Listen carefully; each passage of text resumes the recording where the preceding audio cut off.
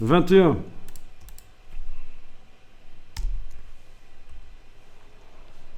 Ok.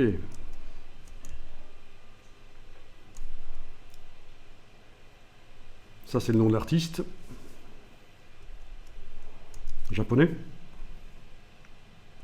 Designer graphique japonais. Un peu années 70 quand même. Hein. Qu'est-ce que vous en pensez? Vous appréciez pas? Je comprends pas.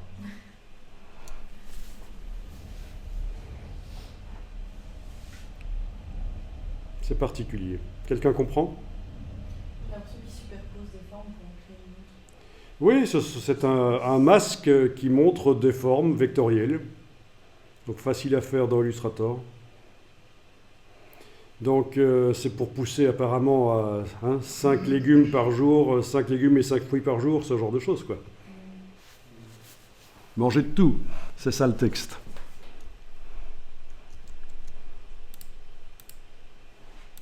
Ce qui est perturbant, c'est la couleur aussi. 22. Ah, superposition, texturage. La fourchette, c'est du blanc. Donc elle n'existe pas, mais on la voit. Intéressant. Au niveau des couleurs, je trouve ça pas mal. Je sais pas ce que vous en pensez.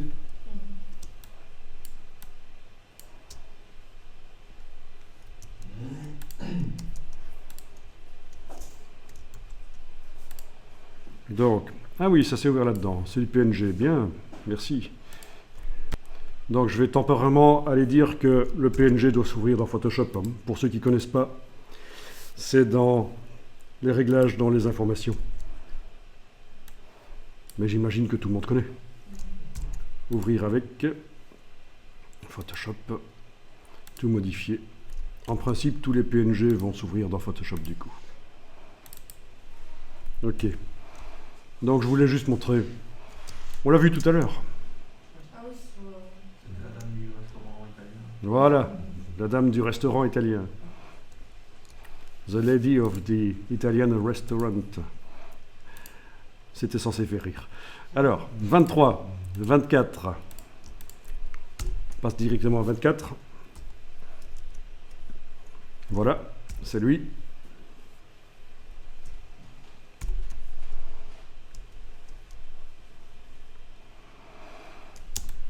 Ça vous fait penser à un artiste? Non? Je peux me tromper, mais moi ça me fait penser à du Fernand Léger, peut-être. Faut que j'aille revoir, faut que j'aille afficher des images de Fernand Léger et je verrai. En tout cas, ce qui est intéressant, c'est la gamme limitée de couleurs. Blanc, rouge, noir, bleu. Rien d'autre. Hein. Cet effet de...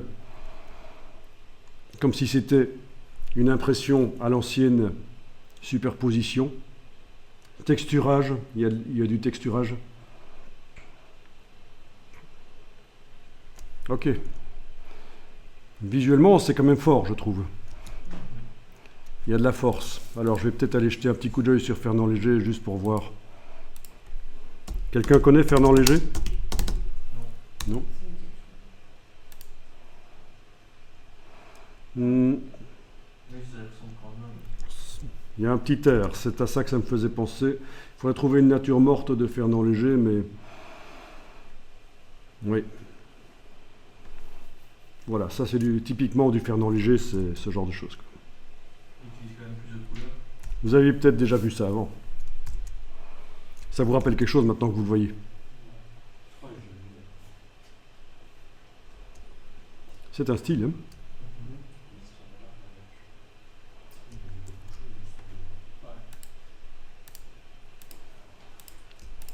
« 25. » Ah, il faut que je ferme ça.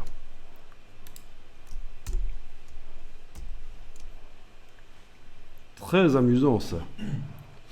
Un grand travail. Enfin, on imagine que ce sera imprimé en grand, si c'est imprimé. C'est clairement quelque chose à voir sur papier plutôt que sur écran. On ne prend pas plaisir à regarder ça sur écran. Et puis, les personnages en petit, c'est ça. Hein. Donc là, ça nous renvoie peut-être un peu à la relation entre l'être humain et la nature.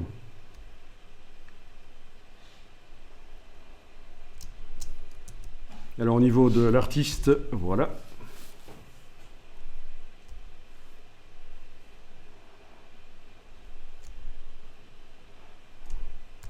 Donc, c'était pour illustrer un article sur la longévité de la carrière. Ouais. On a les personnes âgées qui sont là. Une personne âgée en tout cas. Au bout du chemin. Donc j'étais à côté de la plaque si je parlais de la relation avec la nature en fait. Hein. Mais je n'avais pas relu le texte. Alors ici j'ai tapé romantisme dans Google. Et ça c'est un mouvement justement de peinture que vous avez certainement déjà vu. Le personnage... petit dans la nature.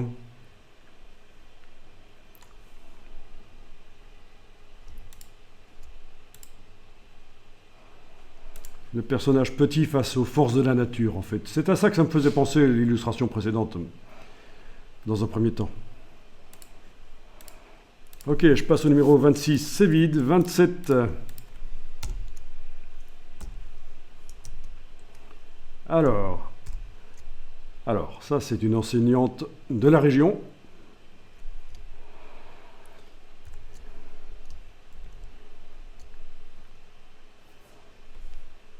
Démarche créative rapide. Et donc voilà.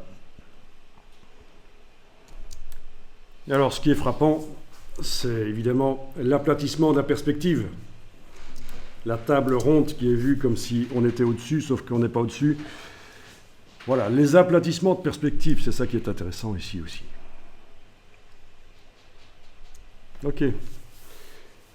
Juxtaposition de rouge et de bleu. Ah, faut oser. Ça vibre. Vous n'avez pas l'impression, en regardant ça, je ne sais pas sous la projection, mais est-ce que vous avez l'impression que le rouge ne serait pas un peu à l'avant-plan par rapport au bleu ? Que c'est pas vraiment sur le même plan, que c'est pas un peu comme une image en relief, ça vous dirait, ça vous dit ça? Vous savez d'où ça vient cet effet quand on juxtapose du bleu et du rouge? Ok, je vais vous montrer. C'est pas des trucs 3D aussi? Oui, c'est autre chose, la 3D, les lunettes rouges et bleues, c'est autre chose. Ici, c'est vraiment au niveau de l'œil qu'il se passe quelque chose quand on voit sur le même plan, on voit du rouge et du bleu l'un à côté de l'autre, et en fait, on a l'impression que c'est pas à la même distance. Vous avez certainement eu cet effet-là. Vous avez déjà remarqué ça.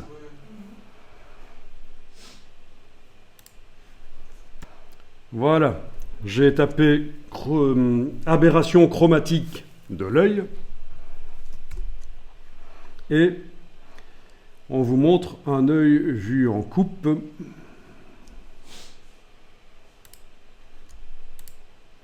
Et en fait... vous avez tout le spectre des lumières visibles. Les ondes les plus courtes, c'est ce qui est perçu comme étant du bleu, les moyennes du vert, et les longues, c'est perçu comme étant du rouge.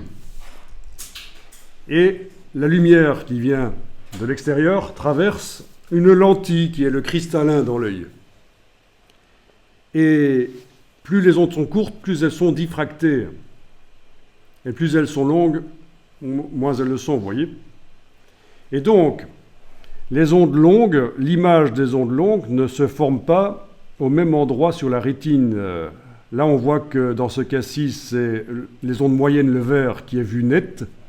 Le rouge et le bleu ne sont pas vus net parce que c'est pas possible de voir tout net en même temps quand il y a plusieurs couleurs l'une à côté de l'autre, puisque les ondes longues se forment au-delà de la rétine, c'est vu flou, et les ondes courtes se forment devant la rétine. Donc la rétine, vous voyez évidemment le capteur qui est au fond de l'œil.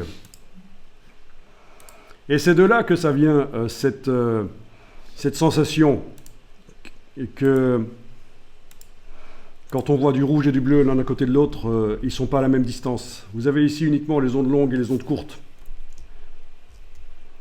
Donc les ondes courtes qui ne se forment pas sur la rétine. Voilà. Et quand vous avez l'impression de voir donc le rouge et le bleu l'un à côté de l'autre, pas à la même distance, votre œil se focalise d'abord sur le bleu, puis sur le rouge. Il fait le cristallin change de forme pour faire la mise au point. Voilà ce qui se passe. C'est fort utilisé, notamment pour faire des posters chez Disney. Regardez les posters chez Disney. Il y en a beaucoup qui sont en bleu et rouge avec les dégradés du bleu au rouge. Et vous devriez avoir l'impression qu'il y a du relief là-dedans. Je ne vais pas vous le montrer ici, mais vous pouvez faire des recherches sur les posters Disney. Ils utilisent beaucoup ça. Et ça donne vraiment l'impression de relief. Quand on voit, on a vraiment l'impression qu'il y a du relief. Ils jouent là-dessus. Les aberrations chromatiques de l'œil.